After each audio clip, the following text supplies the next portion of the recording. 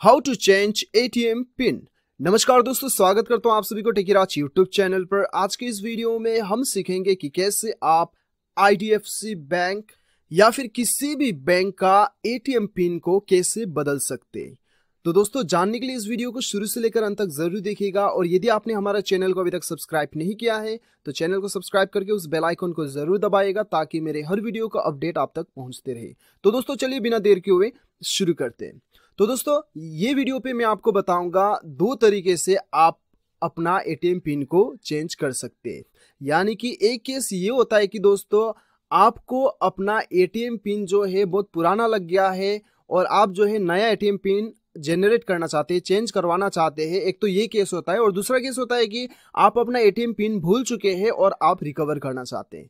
तो ये दो केस में भी आपको क्या करना है वो मैं आपको बताऊंगा। तो सबसे पहले तो हम जानते हैं कि यदि आप जो है अपना एटीएम पिन को चेंज करना चाहते हैं तो वो आप कैसे करते हैं। तो सबसे पहले तो आप अपना एटीएम में जाएंगे और एटीएम में जाने के बाद आपको स्वाइप करना होगा आपका एटीएम। उसके बाद में आपको यहाँ पे बताया जाएगा कि आपका लैंग्वेज चूज करने के लिए, ठीक है। तो आपका लैंग्वेज जो भी है वो आप चूज कर लीजिए यहाँ से। उसके बाद में आपको अपना पासवर्ड भरना होगा, ठीक है। तो दोस्तों, ये पहला वाला जो है आपको पासवर्ड याद है और आप नया पासवर्ड बनवा रहे हैं, ठीक है। दूसरे स्टेप में हम बात करेंगे कि आप पासवर्ड भूल चुके हैं और रिकवर कैसे करना है। तो फिलहाल तो हम देखते हैं, आपको यहाँ पे अपना पासवर्ड जो आपको अभी फिलहाल आपका पासवर्ड है वो आपको वो भरना है। उसके बाद में आपको एंटर पे दबाना है। उसके बाद आपको यहाँ पे सेलेक्ट करना है ट्रांजेक्शन टाइप। यहाँ पे पिन चेंज का ऑप्शन दिखाई दे रहा होगा आपको। जरूरी नहीं है कि यहीं पे दिखाई दे, यहाँ पे या फिर कहीं भी आपको दिखाई दे, पिन चेंज का ऑप्शन आपको क्लिक करना होगा, ठीक है। उसके बाद आपको यहाँ पे नया पिन आपको बनाना होगा। नया पिन आप जो भी बनवाना चाहते हैं वो यहाँ पे भर दीजिए। उसके बाद फिर से वो पिन भरिएगा यहाँ पे।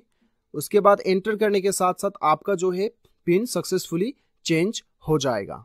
तो दोस्तों, ये तो था आपको पासवर्ड याद ही था और दूसरा आप पासवर्ड बना रहे थे, ठीक है। पिन कोड याद था और नया पिन कोड आपने बना लिया।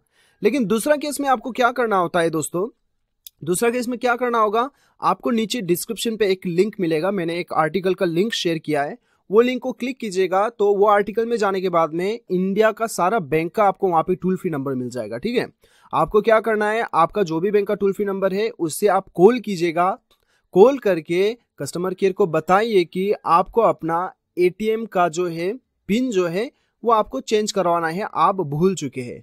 तो वो केस में क्या होगा कि दोस्तों, आपको एसएमएस सर्विस प्रोवाइड किया जाएगा। आपको एक नंबर दिया जाएगा जिस नंबर में आपका डेबिट कार्ड का यानी कि एटीएम कार्ड का लास्ट 4 डिजिट नंबर रहता है, वो नंबर आपको एसएमएस करना होता है, ठीक है।